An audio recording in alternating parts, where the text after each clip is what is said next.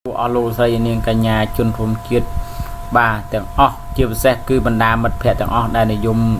ទស្សនាវីដេអូនៅក្នុងបណ្ដាញសង្គម YouTube ឬហៅកាត់ថា YT ជាទីគោរពនិងជាទីរាប់អានស្វាគមន៍សាច់ថ្មីមកកាន់ Channel របស់ខ្ញុំបាទគឺ Channel ខា Technology Channel ខា Technology បង្កើតឡើងដើម្បីចែករំលែកនៅវីដេអូព័ត៌មានរថយន្តក៏ដូចជានីតិវិធីក្នុងការជួសជុលរថយន្តនិងចំណេះដឹងតាក់ទងទៅនឹងរថយន្តខ្លះៗផងដែរ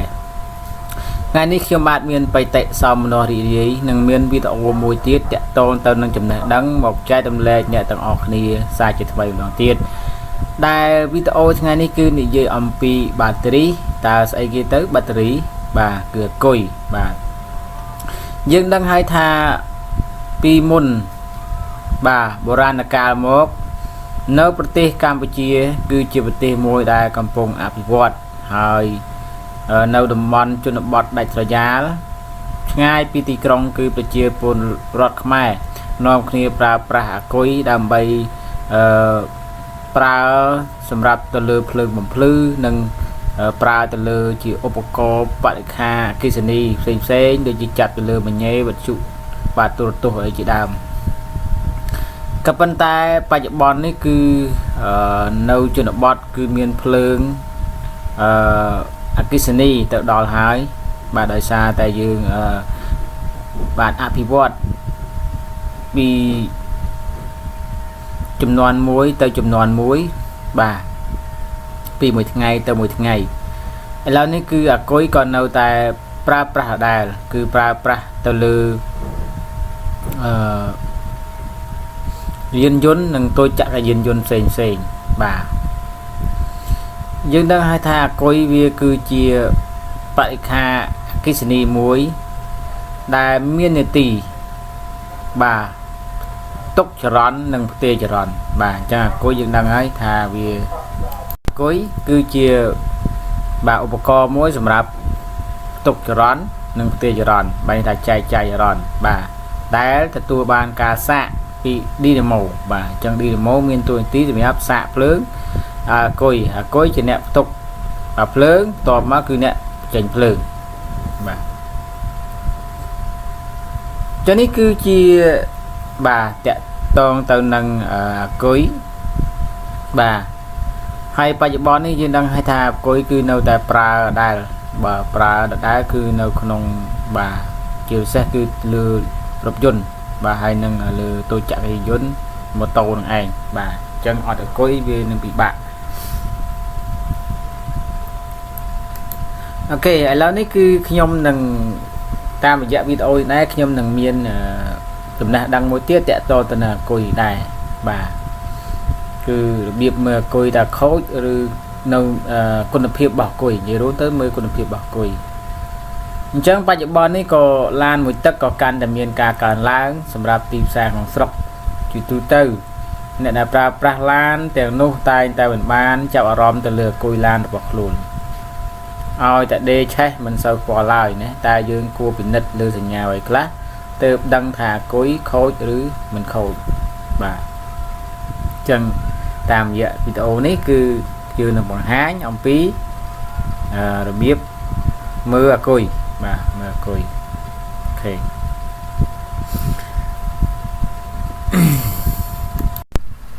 ខេតោះឥឡូវយើង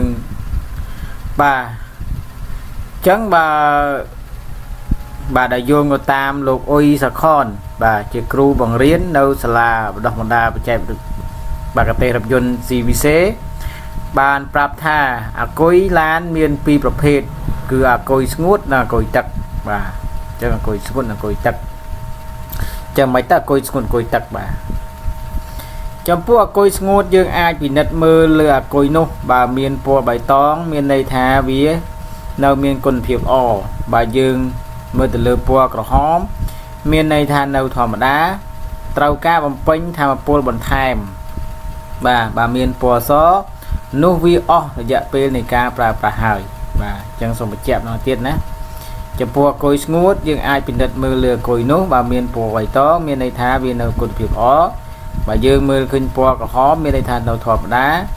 បើត្រូវការបំពេញធម្មពលបន្ថែមបើយើងមើលពណ៌សវា អស់រយៈពេលនៃការប្រើប្រាស់ហើយបាទពណ៌ខ្មៅខូចតែម្ដងចឹងខ្ញុំចង់បញ្ជាក់ប្រាប់អស់លោកស្រីនាងកញ្ញាបងប្អូនជនរួមជាតិទាំងអស់កន្លែងត្រង់កន្លែងនេះថាការសម្គាល់ពណ៌នេះវាគឺពិបាកដែរឥឡូវនេះបាទដោយសារតែមានម៉ូតអាគុយនឹងបន្លំច្រើនចង់និយាយថាខ្លែងខ្លាយណាចឹងមកបាក់ជួនកាលយើងមើលទៅថាពណ៌បៃតងវានៅល្អក៏ប៉ុន្តែអាគុយខ្លះគឺយើងមើលទៅពណ៌បៃតងដែរប៉ុន្តែខូចចង់និយាយថាដេលែងឆេះចឹងណាជួនកាលអាចតង់សុងវានៅប៉ុន្តែអំពែវាថយចុះបាទអំពែថយចុះអញ្ចឹងនៅក្នុងការដេបញ្ឆេះរថយន្តគឺទៀមទាឲ្យមានអំពែធំបាទអំពែធំបាទតង់សុងគឺនៅថេបាទអញ្ចឹងបងប្អូនត្រូវយល់អាហ្នឹងណាអញ្ចឹងនៅពេលដេបញ្ឆេះរថយន្តគឺដាច់ខាតត្រូវមានតែអំពែធំបាទហើយនឹងតង់សុងគឺនៅធម្មតាបាទកាលណាអំពែតូចតង់សុងធម្មតាអញ្ចឹងអត់អាចអូសរួចទេបងប្អូនកុំឆ្ងល់ណាអញ្ចឹងដោយសារតែឥឡូវនេះអាគុយថាមានបញ្ហាคล้ายៗដូចខ្ញុំបានបញ្ជាក់ប្រាប់អស់លោកស្រីនាងកញ្ញាហើយថាពណ៌បៃតងមើលថាវាល្អប៉ុន្តែអាគុយនៅជាខូចអញ្ចឹងធ្វើម៉េចឲ្យដឹងថាវាខូចពិតប្រាកដយើងត្រូវប្រើប្រាស់ឧបករណ៍តេស្តអាគុយបាទដូច្នេះការមើលរឹងភ្នែកកន្លែងកញ្ចក់គេដាក់ពីខាងមុខនេះកញ្ចក់គេដាក់កន្លែងខាងមុខនៅលើអាគុយហ្នឹងនៅលើអាគុយហ្នឹងបាទកន្លែងនេះមានកញ្ចក់ថ្លាមួយហ្នឹងគឺពិបាកណាការមើលទៅលើពណ៌បៃតងហ្នឹងគឺវាភាគច្រើនវាខុសឥឡូវនេះដោយសារតែមានការបោះខ្លែងខ្លាយច្រើនអញ្ចឹងជួនកាលយើងមើលថាបៃតងទៅឃើញថាវាល្អតតែវាខូចក៏មានដែរអញ្ចឹងការខូចរបស់គុយគឺអត់ទៀងទេវាត្រូវខូចផ្លែតបាទអញ្ចឹងបាទអញ្ចឹងសូមបញ្ជាក់បន្ថែមកន្លែងហ្នឹងណាបាទអញ្ចឹងយើងមានតែប្រើប្រាស់ឧបករណ៍សម្រាប់តែគុយទេដែលយើងអាចដឹងថាវាគុណភាពវានៅប្រមាណភាគរយតែយើងគួរប្រើប្រាស់បន្តទៀតឬអត់បាទចឹងគេទូទៅគឺអាគុយគឺគេថាក្រោម 50% គេឲ្យដូរចេញណាបាទក្រោម 50% អាហ្នឹងតែយើងប្រើប្រាស់ឧបករណ៍ទៅតែអាគុយគេថា 50% លើសអាចប្រើប្រាស់បានបាទមួយរយៈទៀតក្រោម 50% គឺតែយើងបដូរចេញណាចំពោះហ្នឹងយើងយោងទៅលើហើយក្នុងឧបករណ៍ប្រើប្រាស់សម្រាប់ដែលយើងតេស្តហ្នឹងគឺវាតេស្តទៅលើ CCA ទៅលើបាទទៅលើម៉ាករបស់អាគុយមានច្រើនទៀតណាបាទបាទឥឡូវនេះចំពោះអាគុយទឹកវិញពេលណាវាអស់គុណភាពឬខូចយើងអាចមើលឃើញណាធុងអាគុយនឹងរាងប៉ោងបាទហ្នឹងទៀតប៉ិតវាចឹងមែនណាធុងអាគុយរាងប៉ោងមានស្នឹមលើក្បាលអាគុយច្រើនហើយកម្រិតទឹកអាស៊ីតធ្លាក់ចុះឬក៏រីងតែម្ដងបាទចឹងកត្តាដែលធ្វើឲ្យរីងហ្នឹងវាមានករណីច្រើនណារីងទី1អាចថាឌីលម៉ូយើងសាកខ្សោយអត់សាកសំទោសសាកខ្លាំងពេកក៏រីងដែរណាបាទសាក់ខ្លាំងពេកក៏រីងដែរជាពិសេសគឺបញ្ហាហ្នឹងកើតឡើងចំពោះតែរថយន្ត Toyota Venza បាទ Venza ទូទៅហ្នឹងគឺភាគច្រើនសាក់ទៅគឺរីងទឹកអាគុយអញ្ចឹងយើងអាចថែមទឹកអាគុយបើទឹកសុទ្ធយើងហ្នឹងថែមវាទៅឲ្យស្មើអាចអាគុយហ្នឹងប្រើបានមួយរយៈទៀតណាបាទអញ្ចឹងអានេះគ្រាន់តែការបញ្ជាក់មួយបាទការចំណាំទេអញ្ចឹងណាអញ្ចឹងពួកអាគុយទឹកវិញគឺថា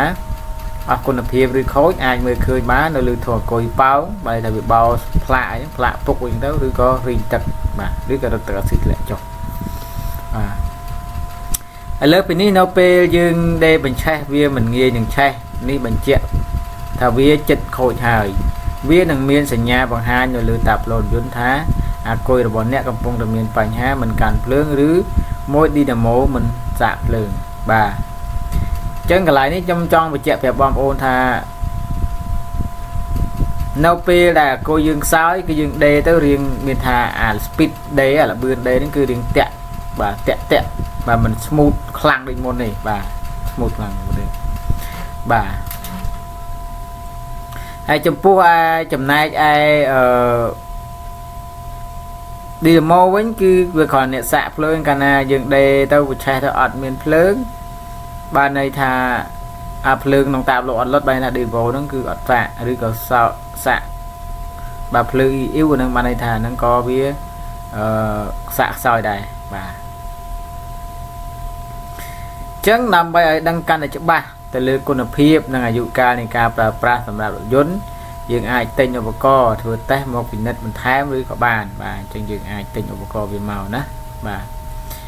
ចំពោះវិធីងាយដើម្បីថែរក្សាលោកប្រាប់ថាយើងត្រូវជ្រើសរើសប្រភេទអាគុយឲ្យត្រូវនឹងកម្លាំងម៉ាស៊ីនរថយន្តដែលក្រុមហ៊ុនកំណត់ហើយពេលដេរបញ្ឆេះម្ដងជា2ដងមិនឆេះកុំព្យាយាមដេរទៀតព្រោះវាអាចធ្វើឲ្យអាគុយឆាប់ខូច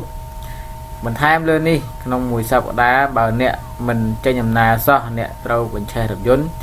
ពី3ទៅ4នាទីដើម្បីបញ្ចេញថាមពលវិញត្រូវដោះសម្អាតក៏ចាប់អាគុយឲ្យបានស្អាតកុំឲ្យវា